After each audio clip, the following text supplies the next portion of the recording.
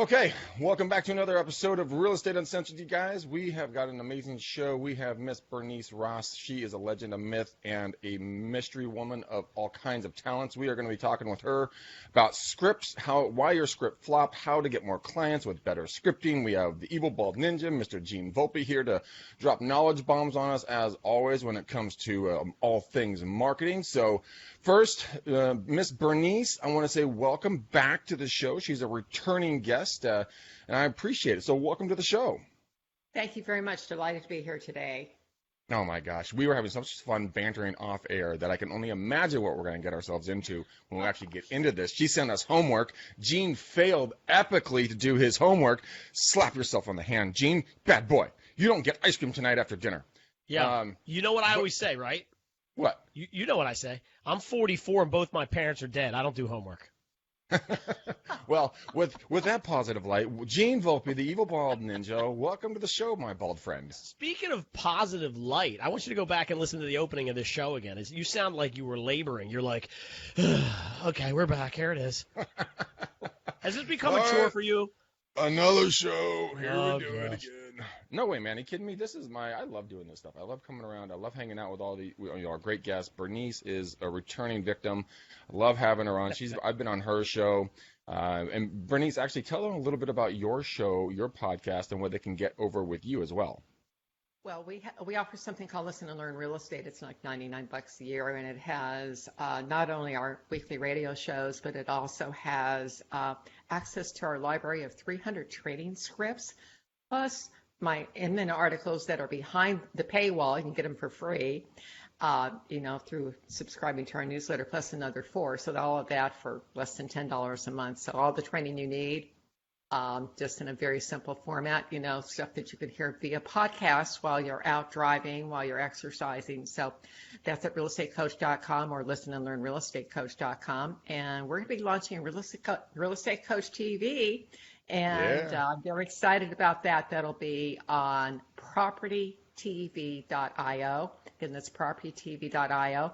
And Greg and Matt are going to be over there too, where they're just getting started. So something to look forward to. I'm excited about it. Yeah, I can't wait to be a part of Property TV. That's going to be a lot of fun. Good friends out of Australia that are doing it. So let's dive into this thing. Gene, first off, before we jump into this, I want to quickly ask you, did you happen to bring us something marketing that you can share to us peons? No. God damn it, Gene. The one thing you have to do is bring marketing. No. Give me something. You're going to get about 10 things, so let's hold it till the back. Oh, man, you got to give me something now. Come on, man. Be the hungry tiger. You put me on the spot like that. I'm not ready for you. Oh, God. All right, Bernice. Let's let him do his I think thing. he gets the Slacker Squared Award for the week. I like it. This is why we don't have nice things, Gene. This is why we don't have nice things. That's why you sound like my wife now, Greg. Anyways, all right, let's get into scripting. Bernice, you sent us an article from Inman, and it went through, I think, 14 or 15. That went through on September 19th, I think, and it was trending, and it was up until yesterday in the top 5. So that's a very long time to be on top at Inman for any article. Well, it was a great article. It talked about the 27 common objections that agents were handling, and a lot of us come across objections on a consistent basis. That's part of our real estate career. That's what we basically are founded on. And some of us are maybe newer in the business or maybe haven't heard something. We just don't know how to answer them. So I want to get right into it. I want to start taking it from the top. I want to kind of work our way down this article as far as we can get. We'll go back and forth, have some fun, and, let's talk about our opinions about them. Are these legit objections? Are they not? Do people need to take them so seriously? How do they get around them? The whole 9 yards. So you ready to rock and roll? Absolutely. And I want to open by saying objections are buying signs. So if somebody objects, they're thinking about buying. That should be going for the dating life as well. You know what, buddy? If she says no, just ask a different way. It's okay. So the number one is you want to list my house for X. That's ridiculous. My neighbor's home sold for Y, and mine should go for at least $50,000 more. Now, Bernice, because it's mine. It's mine. I got the prettiest baby. That's why it's going to sell more. So, but how would you handle that, and what would you say? Because you've trained you were the head trainer for over 4,000 agents at a period of time in Well, I California. ran the training for 4,000 agents in California, and we had 50 to Yeah. 70% market share in Beverly Hills, Brentwood, Bel Air. So I had What's the the privilege of working with a lot of people who really knew what they were doing, and that's part of the reason I've got such great scripts, because we were with some of the best people in the country. But on any objection, what happens where we get into trouble, as soon as we start saying, if we start using the word I and we start to explain, you're defending. And that doesn't work very well. So, Greg, how would you have answered that script? And then I'll jump in with what I'd recommend. something I would say if they said, well, my house is, selling for, why do you want to list it for this? My neighbor sold for Y. Understand that. Let's take a look at these two different, your home and that property, and let's compare apples to apples and see how they pair up. And then let's take a look at the market conditions for when they sold and when we're selling, so we can understand how we can really evaluate this to make sure that we're pricing it at the perfect price for the home. Now, let me ask you another question: is selling it for $50,000 more than the price I put out for you the more important, or is it getting it sold in a fast and efficient time frame? What would you say is the most important to you? And then I'd let them talk. Yeah, I tell you, So, great response. I would have led with the question, because you're talking a little bit too much, and there I are get several accused of that different a lot. ways to tackle that. So first of all, I always want to let them know it's their house and their decision. So I'm not going to tell you where to list your property. I won't say this to them. If they're going to list too high, I'm going to walk out. That really gets their attention. I wish you the best in getting your property sold. But at that point in the conversation, when they said, well, my house should sell for $50,000 more, one of the scripts that most people haven't heard before that I found worked very effectively is this one. Mr. and Mrs. Seller, let me try this again. Mr. and Mrs. Seller, you probably are aware that, if your property is going to close, that you have to have a qualified buyer. But did you know that your house has to qualify? No, I didn't And know what that. you want to do, the key here is the person asking the questions is in control. So that's what I liked about your question, which was very good. But did you know that your house has to qualify? And they're going to look at you like, what do you mean my house has to qualify? And, well, over probably about 95% of the buyers have to get a loan. So let's take a look at what other properties in the neighborhood have qualified for with their lenders. So what you're doing now, that has put you into the closed sales. And if you're in a market that's appreciating, those past sales are 3 or 4 months old, but they're lower, but you're getting them to deal with the closed sales. The other thing I like to do, I'm a big fan of WeissAnalytics.com. Okay, and this is the group that wrote the Case-Shiller Index that is used by all the Wall Street and all the big newspapers and sources about what's happening in the industry. Alan Weiss was the CEO of that company, and he has taken what Weiss Analytics has done. Instead of just looking at metropolitan areas like LA or New York or Miami, those 20 metros that they look at, he has taken it down now to the individual house. And you can actually see how that house compares, how your house compares with that neighbor's house. You can do that comparison. So what I'd like to do, I like what you said, Greg, kick it up a notch with Weiss Analytics.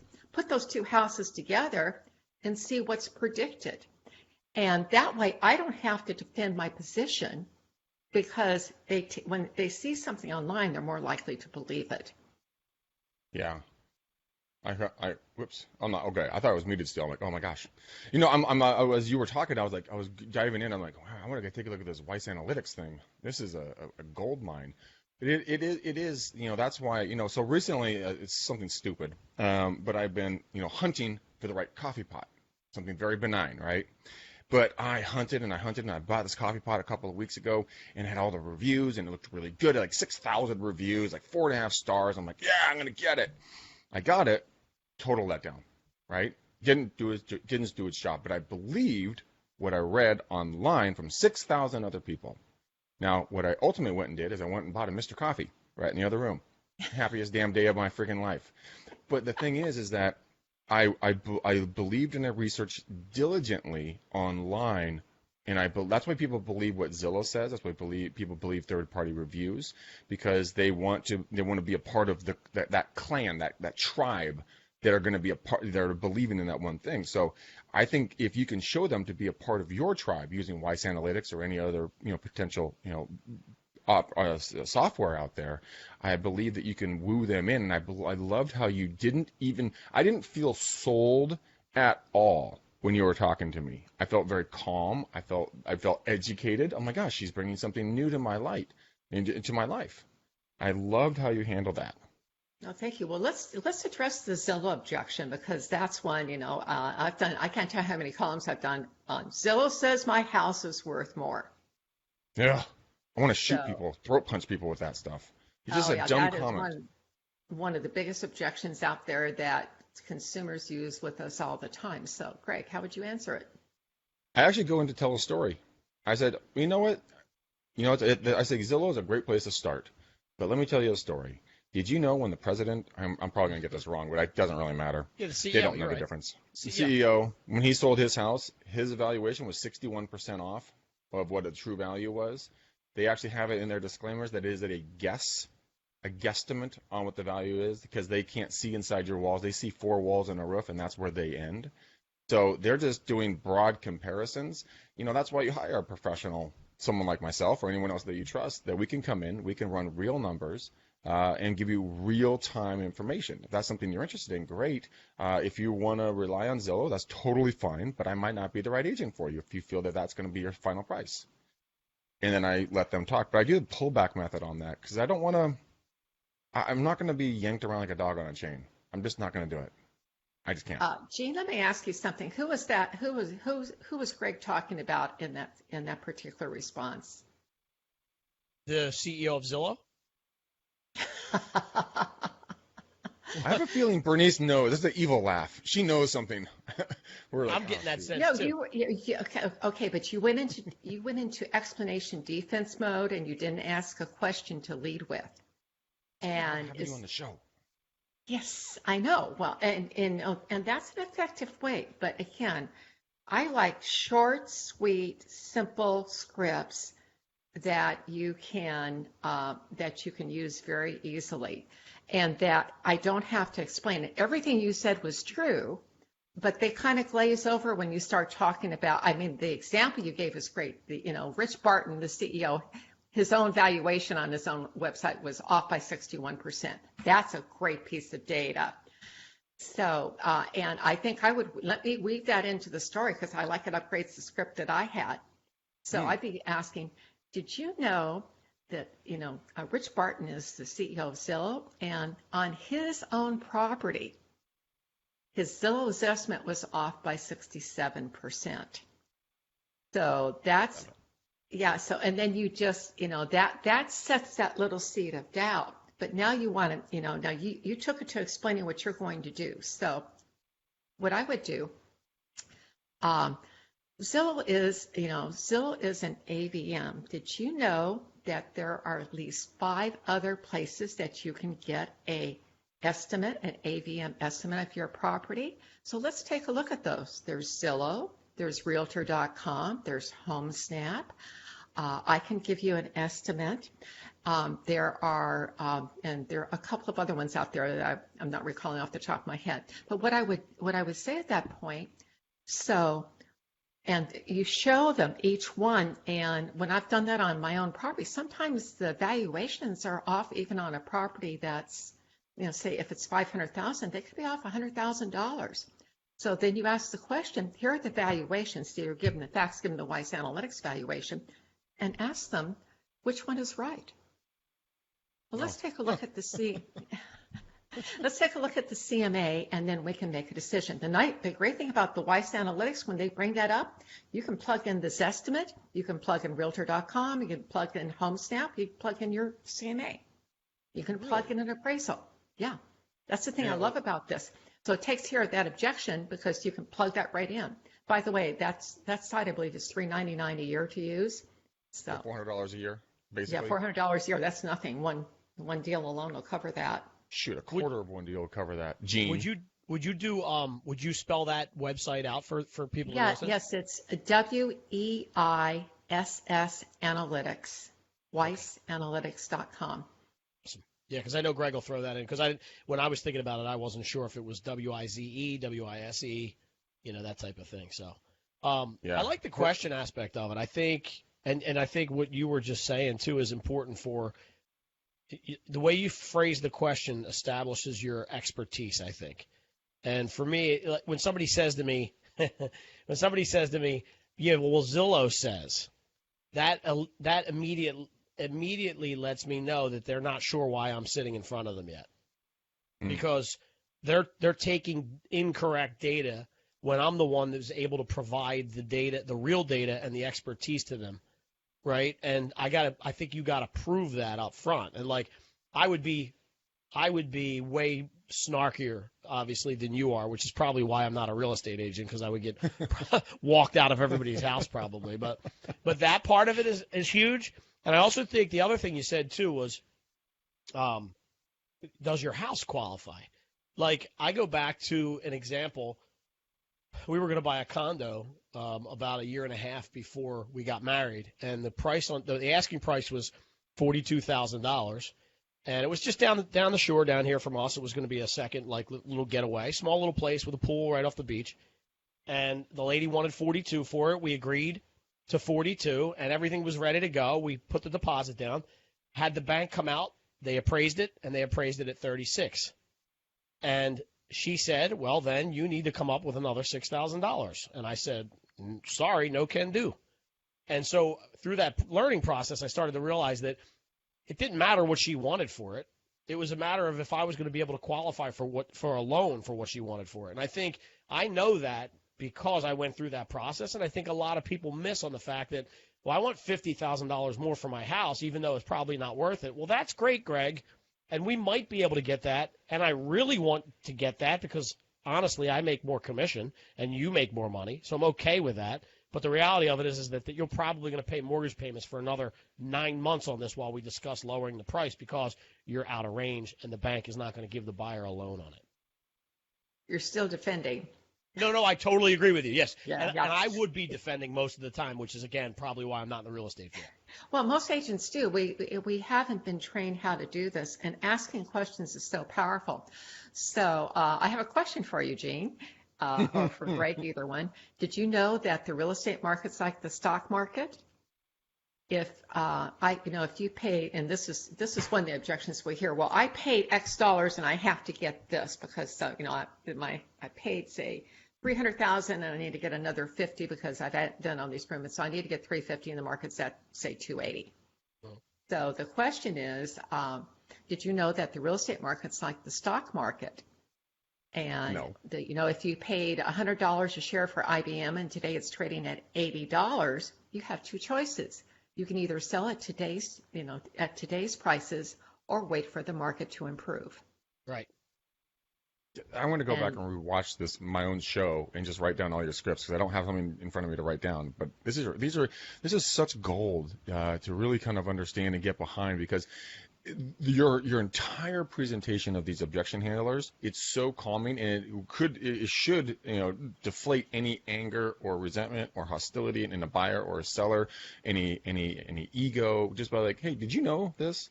Like, hey, I can take it or leave it, but did you know? I love these objections. I love your attitude on this stuff. It is absolutely amazing. Well, it's, I'm in something that you call charge neutral. So I'm speaking kind of in a normal voice. I'm asking questions and I'm in a conversation.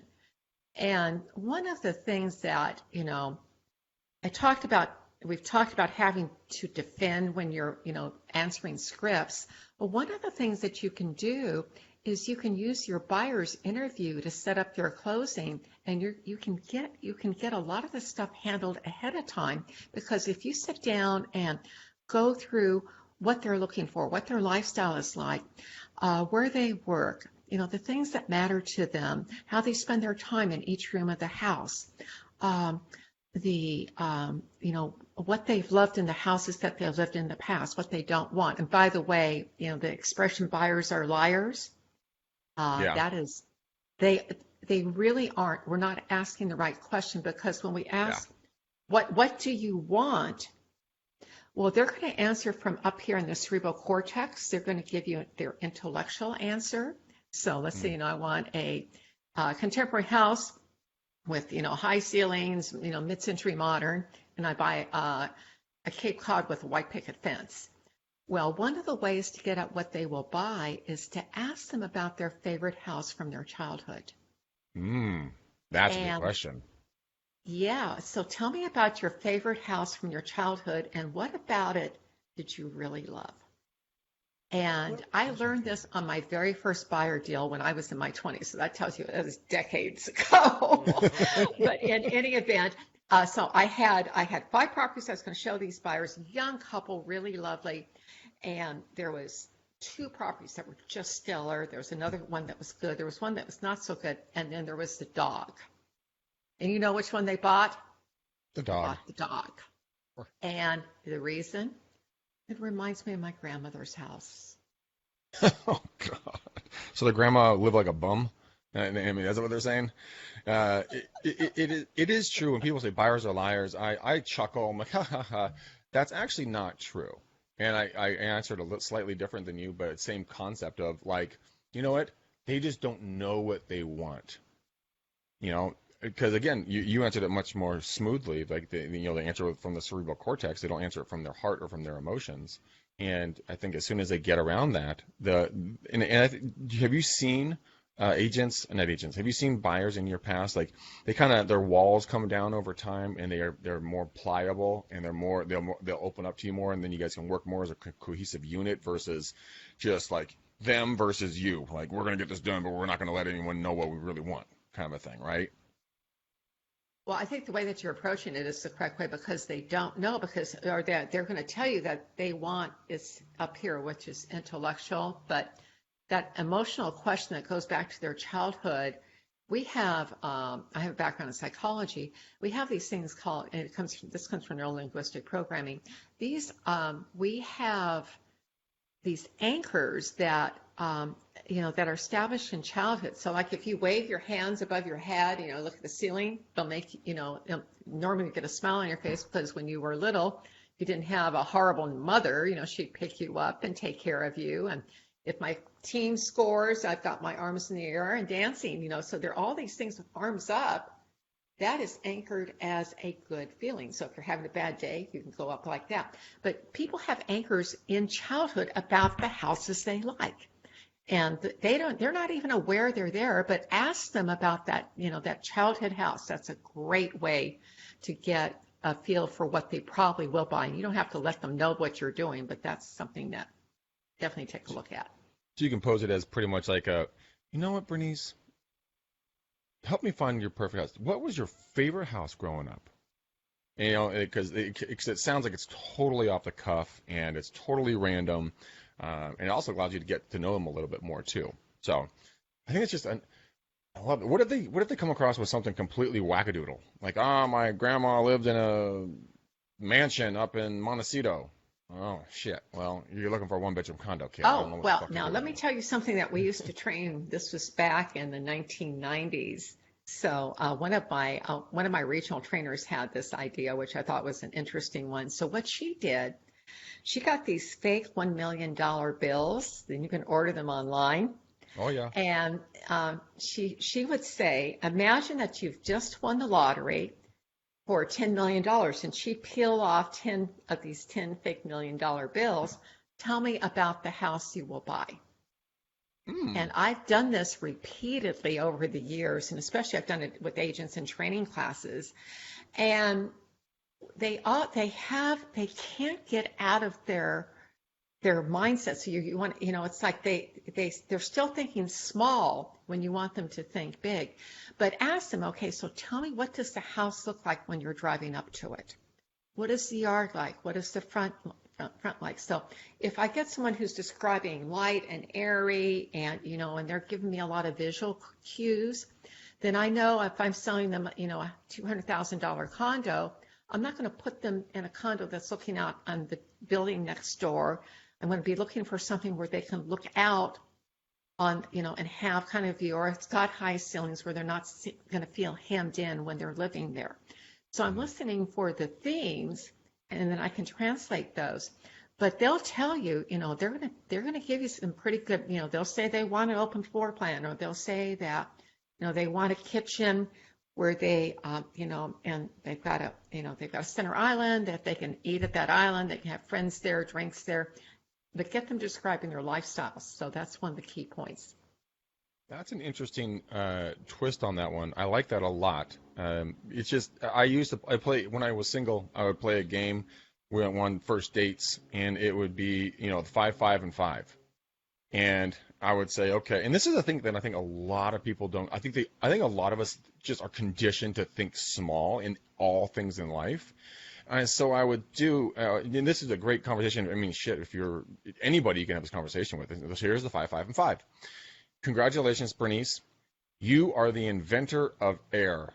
Everything that moves uses your product. You're a quadrillionaire. I mean, money is absolutely no object whatsoever. So I want you to pick 5 homes, 5 modes of vehicles, and 5 businesses you'd want to be involved in. And I always say, look, if you want a platinum diamond encrusted, aircraft carrier as your weekend yacht, fine. If you want a train to the moon, fine, whatever. Just give me 5, each of those 5. And it, like you're doing, it just unlocks their brains to think at a bigger level, at a different playing field. And once people kind of get the hang of it, I mean, I had some people tell me, I just get a bike and live on the beach. I'm like, oh man, you're fucking this up. You're not thinking big at all. You're thinking like a teenager. Think like a grown person. Let's go have fun. So, anyways, my dad actually had those $1 million bills, by the way. And he had his name on them. Oh, I told you it dated back a while, so. Yeah, they were green, and he had $1 million, or he had $1,000, because he would donate $1,000 to, this is how old it was, to the school of their choice's computer lab. Yeah, think about that one. Cutting edge. Cutting edge. This is an objection I hear, and this one always cracks me up because people get so stumped on this, but he has such an easy objection that sometimes people don't even see it. So it's, my friend got a great deal on a foreclosure, so I really want to look at foreclosures. And I immediately, I just turn to him very calmly. I say, interesting. Do you really want to buy a foreclosure, or do you just want to get a good deal? 100% of the time, it's I just want to get a good deal, and then we move forward. Great question, and perfect. That's a perfect example right there. Yes, you nailed it. Yes, I did it. Yes, I got a gold star. You got the question. Ding. Yes. But I mean, Bernice, how would you handle this? Is there any tweaks, or Gene, I want to hear your take on this as well. Kind of, how would you guys handle that? As well. Exact for me, the way that you handled it was perfect, because I would have reframed it, and this notion of reframing is changing. They're saying, I want to get a good deal. What, do you really want a good deal, or do you want to get the best possible? Do you really want a foreclosure, or do you want to get the best possible price on a property? Yeah. And did you know that foreclosures can take up to 6 or plus months to close, and you buy them sight unseen, and there's unknown elements that could be involved that we don't know? It's like buying a car you've never seen before that's lived by the ocean and expecting no rust. Are you kidding me? There's going to be a problem here, people. Gene, what would you do with this? I associate foreclosures with a lot of work. So I think if I was going to use Bernice's tactics and spin it into a question, I would say, are you looking for a good deal, or are you trying to get a fixer-upper that you might have to live in one room for the next 9 months? Oh, Gene, I love that. I love that. Fantastic response. That is what you call a turn up the pain close. Nice. Oh, I actually, Gene. Yeah, no, and those are dynamite. That is. Oh, I'm using Gene's close now, because when you did that close, Gene, I immediately felt inside of me like, ugh, I don't want that. I just want to get a good deal. Yep, right. Goodbye. I don't want this foreclosure bullshit. I got to go. So good job, Gene. I like it. Yeah, Gene. Yeah, no, that was a killer. That was a killer response. And yes. Bernice, now I want to hear your response on this one because this one always irritates me to some degree, and I just want to like throat punch somebody because it just irks me at the lowest levels. And so it's this: I need to talk to multiple friends and relatives before I make a decision. My backbone just quivered. Hate that. And so the if that's what they want to do, then there are a couple of different ways of coming at this. Ideally, I'm going to go back to the buyer's interview. One of the questions I always ask is, who else will be involved in the decision-making process? Mm-hmm. And you need to find that out right at the beginning. And Yes. then get them involved. And just say, when you find a house you like, would you like us to send pictures to, do you want them to come out and see it? So that way they are, they are getting them involved. Now, on the other side of the coin, if you're in a situation where properties are flying off the shelves, you're in the lower end of the market where there is virtually no inventory, nationally, Mm-hmm. then it's they're not going to have that option. So sometimes they just have. My husband has an expression he likes to use. Sometimes you have to let them have their experience. So true. So I would want to bring them into doing the showings, and it might sound something like this. At the buyer's interview, Mr. and Mrs. Buyer, because the price range that you're looking in is one where we're seeing a lot of multiple offers, you're probably going to have to react quickly if you want to get the house. Do you want to invite the people that you want to involve in the decision-making process when we look at property? And if so, will they be available to see something very quickly if it's the right property at the right price? It's like we said before. It's all about the setup. It's about letting everybody know who's on first, what's on second. Everybody understands what role everybody's going to be playing. One of the ones that cracks me up is like I had a young gal a number of years ago. She was buying a house, and her dad was the money behind it. And thank God he was super cool. But I mean, when we'd go out and look at houses, and then she'd have to bring him back because Dino couldn't come out and see the houses when we were seeing them. But we all knew what the role was going to be, so I knew we were going to have to go back out and see second homes a second time. So it wasn't that bad. But if she just sprung it on me and be like, "Oh, by the way, my daddy poo needs to approve everything that I do," I'd be like, "Oh, dang it! I shouldn't have asked that question."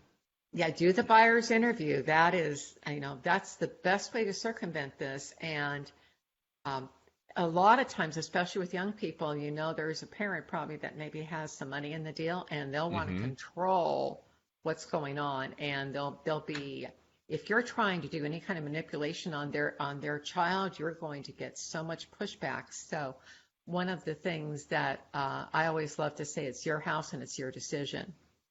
It's true. Mm-hmm. It is their decision. Okay. Wait, let me no, yeah. before we get into that, let me try something. Cool. I want to take it outside the box a little bit and see what Bernice's reaction to this would be.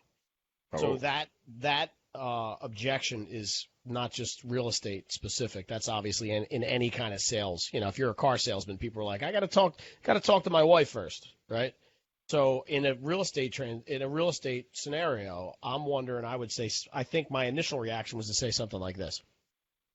Well, why don't you tell me what those questions are that you're going to ask your other folks first? I can give you those answers right here, and then you can fact check me with your people. So I get two things out of it. They know I'm not full of crap because when they go back to their dad says, no, he's right. You got to CMAs or whatever it ends up being that I answered. And I also can get a feel for if they're serious or if they're just pushing me off because I don't really have any questions versus these are the three things that I'm going to have to ask my dad, or these are the three things I'm going to have to ask my wife. Well, I'll answer those for you up front. Take the answers to them, and we're building trust from that point on as well. What do you think about that outside the box? My husband's, if you say that to my husband, he would think you're nuts because checking with his wife, 95% of the time his wife is the one who's going to make the decision. I believe you. I believe you. No, that's what the numbers are. Women make the decision about 95% of the time. For sure. And you were in the I mode about what you're putting me in the place that trusted expert or that trusted voice that they have. So again, when you're showing property, if you if you cannot get both, you say you're dealing with a couple, if you can't get both, partners or spouses in that couple out to look at property, then you're not going to be able to sell them. And if they're not, they're not serious, then now if one of them lives in town and one doesn't, but then use your video, go in and shoot pictures, do the 3D tours, let them see that, get them involved if they physically can't be there. It's not like it used to be where we've got 2D pictures that are not very good. We now have the ability to have them walk through that property right now and essentially experience it in terms of what it's really like. Yeah. Technology has come a long ways, and Van is watching us along on the live show here. He put in another great script that I think that I've used a lot as well, and guys, give me your thoughts on it. It's like, Bernice, if I understand you and your husband want to combine thoughts and come back and talk to me tomorrow about what you guys want to do, but how would it make you feel if I had to call you tomorrow and let you know that it already sold to someone else? Would you be upset with me, or would you be okay with that, losing that house? And that's a great question, and I really, that is a fantastic question. So, and I want to tie that now to what happens with multiple offers, because what you've done is just given the strategy for that. When you first start working with a buyer, if you are in a market, they're in a price range where there are multiple offers, and what you need to do is have this conversation right up front, and that's how you're going to handle the multiple offers. So, Greg, say that you're my buyer. Greg, I'd like to ask you right now, when you're not there's no pressure, we haven't found the right house, and we find a house and we discover that there's 3 other offers on it, and you really want this house. How would you like me to negotiate on your behalf? You can go ahead and put an offer in as if there's no other offers. You could write an offer that's a very good offer. If you really want the house, you may want to offer full price. If you're going to be devastated if you don't get this house, then you'll probably need to offer over asking price. How would you like me to negotiate on your behalf? Yeah, that's great. I love that. It gives me the options. It makes me puts it in my court, so I can't come back and yell at you, Bernice, USOB, how'd you lose my house? Why didn't you work harder? It's like, dude, you told me you didn't really want it. I mean, what do you want me to do here, pal? That's the takeaway that you just said there, Greg, is that you do not, it's like you want to put them in charge. And one of the reasons a lot of people use the word we when we find the right property, and when we write an offer, and when something goes wrong, we get to pay, or when someone sues us, we get sued. So it's their house, it's their decision. How would you like me to negotiate on your behalf? I am a conduit of information to help you make the best decision possible about the property that you're going to buy. But it's your house, it's your decision. So I'm resourcing, I'm essentially sources of information. So a number of years ago, I was working with a buyer. I was fairly frustrated, to put it mildly. And the buyers were ho-humming over a house, and they're like, oh, I don't know what we should do. We really like it. We want to put an offer in. And I'd literally had it up to here with them. And I said, okay, well, and I something kind of snapped in me. I'm like, okay, well, do you want to try to buy the house, or you just want to buy the damn thing? And people, they're like, we just want to buy the damn thing. I'm like, okay, let's go put an offer in, man. Jeez. And that script has worked like a charm ever since. And I love that. People are just like, I just want to buy the damn thing. Oh, okay, cool. Well, let's stop running around the bush. Let's go in there and get the dang thing. But it was one of those things that I just made it up because I was frustrated. I wasn't trying to be rude, but I was just over running around like a chicken with my head cut off, and it worked. And I had another gentleman that he's been using that script as well, who's watched our show for a long time. He says he uses it all the time. It works like a charm again. It's just awesome. That's a great script. One of the things that you can do when, part of how I keep coming back to the buyer interview right here because, you set up so much in that. But one of the things that I like to do is say, okay, I want you to, list all the things that you want in your house. What are the things? And then you want them to prioritize them. And then I used to work for a guy named John Douglas. He ran the company. He was the founder of the company that I worked for. And he used to say there's no such thing as 100% house. And of course, there's a corollary. There's no such thing as 100% spouse either. So which set of warts are you willing to live with? But what I do is like, okay, what are your top 5 things that you absolutely must have in the property that you're going to buy? And then what you have to watch for, you're going to get scope creep, because what they'll want to do is they'll want to add 6 or 7. And, and you'll say, okay, which one of these do you want to drop off? So if you find, all 5 characteristics in one house, including, I imagine when those is going to be priced, then let's put an offer in. Now, so what I'm going to do is I'm going to go through with them what's available. We'll say, which house do you want to see first? Let them, go through the MLS with them, or go through, if they've got ones they want to see, or tell other, and then say, okay, of all the properties that are in the marketplace, these are the 5 that are the best fit for your criteria. Okay, now they see those 5, well, we don't know. Well, then let's look at the next 5, because then you will have seen the 10 that are the best, that are the closest to what you're looking for. And at that point, there's not something that's going to be a better fit. Now, one of the things they may come back with is, well, there could be another one. Well, there's always going to be another one, but I don't need to get snappy with them. But what I'm going after there is, once we've seen those top 10, if you're going to purchase now, these are the best fit. Now, Greg, I've got a question. Go ahead. It looks like you had a question for me. Well, I liked how you just kind of you threw it back on them a little bit, because you've done your job as a professional. You provided what they were looking for. If they're still ho-humming, it was such a slight backhand that, like, most people probably didn't get it, but I caught it. I'm like, oh damn, like, she's ninja over there. But you're just like, if you were to buy right now, like, this is what your options are, pal. Like, do you want to do this now, or you can do it later? But it's like you did it so calmly that it felt like I was like, oh, okay, well, shit, these are my options. I got to buy something, so I'll pick option 4, right? But anyways, I interrupt. Continue. Well, I think your point's well taken there. The here's one of my favorite ones. Well, we've looked at all the houses in this area, but and they're looking at, and this happens with open house. I don't know if you've seen this, but I've observed it over the years, that as a rule of thumb, when people are looking at open houses, they have a tendency to look at things that are about 50% more than they can afford. Have you bumped into that? Mm-hmm. You've got, say you've got a listing for, say for 300, and you've got people coming in that are in the 220 to 250 range. Ugh, people, what the heck? Yeah, no, we see that a lot over in the peninsula. I mean, but it's just the way they do business over there. And so, like, they'll price a house at $800,000, and the thing's gonna go for like 1.5. It's just it's an insanity move. Here I actually heard this next objection on another show the other day, and I came a little bit unglued on it, just because it's something that people should know the answer to, but for some reason they're afraid to talk to buyers about it, or they're afraid they're going to lose them over this. And it's the fact, like, hey, I just want to work with the listing agent.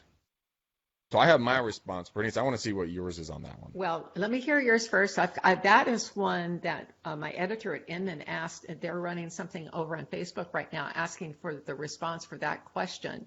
Oh, seriously? So, yeah, they want to do an article on it. So if you've got a good answer, then you need to go post. I didn't want to send mine to my editor because I think she would use it. So I want to save it for my article that I'm going to do. So while your script blocked, that'll be probably, I'm hoping that'll probably run. Well, I don't know where it's going to run in the queue yet. So it's going to be awesome.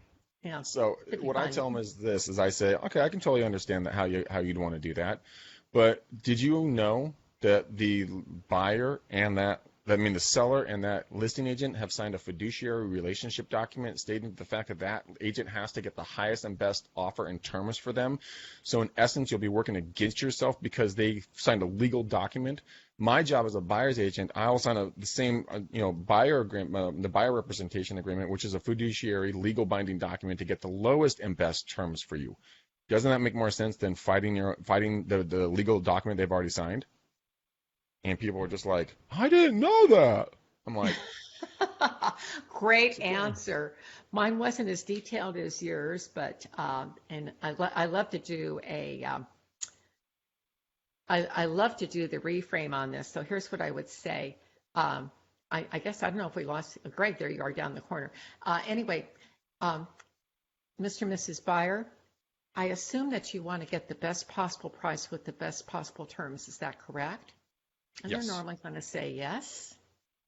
And then you want to follow up by saying, so then how do you believe the listing agent will be able to help you achieve that goal? And I like your phrasing, when they've signed a legal document that says they have a fiduciary duty to the seller to get the highest possible price at the best possible terms for that seller. Mm-hmm. Yeah. How are you going to fight that? I mean, it's like, oh, okay. And again, it comes down to just the lack of knowledge in the general public. It's not their fault for wanting to go work with the listing agent. I mean, what do they see on TV all the time? Buyers go to the listing agent. They work with the listing agent. They just could be common knowledge amongst normal folks that are in the real estate business on a day-to-day basis. So it's education. It comes down to education. Buyers aren't liars. They're just confused. They don't know what they're doing. They also don't know the protocol, you know. And it's a very simple education. And I think that, Bernice, I want to quickly give a shout out, so we're going to wrap this thing up here in a second, but where can they find you before we wrap it up? Where can they go get some education if they want to just sit at the mistress's feet and learn all the knowledge that you possess? Where do they go? Well, visit our site at realestatecoach.com, and we have actually posted a new agent sales training program, but I ended up writing that thing with a few exceptions, that it is really like a very experienced agent. It's got some stuff for new agents in it that says, well, if you're a new agent, you do this. But these scripts and strategies are in there. There's marketing on, about how to establish your brand, how to niche your business, how to overcome these objections. We have an 18-point marketing plan that I use with sellers. I wrote a book called Waging War on Real Estate Discounters back in 2005 that continues to sell copies. It's sold over 38,000 copies now, but go to Real Estate Coach and check that out.